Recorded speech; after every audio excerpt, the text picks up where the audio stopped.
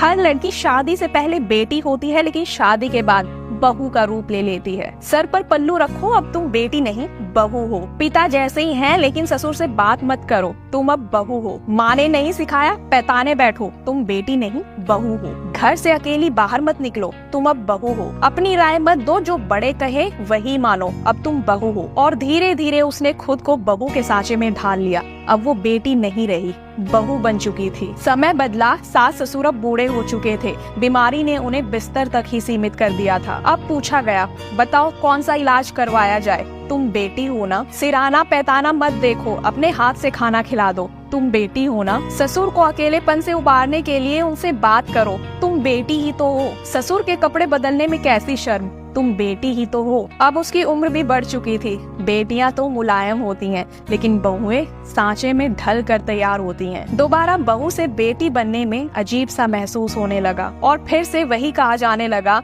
चाहे जितना मर्जी कर लो, लेकिन बहुएं कभी बेटियां नहीं बन सकती। समाज की इस सोच पर क्या ही कहना, जहां अपने स्वार्थ के लिए बहू से बेटी जैसी सेवा ली जाती है, लेकिन बहू को कभी भी बेटी की जगह स्वीकारा नहीं जाता। मेरा मानना है कि पहले बहू को बेटी जैसी जगह दें, उसके बाद बहू से बेटी जैसी बनने की उम्मीद करें, क्योंकि बेटी से बहू बनना मुश्किल है, लेकिन बहू से बेटी बनना मुश्किल नहीं है।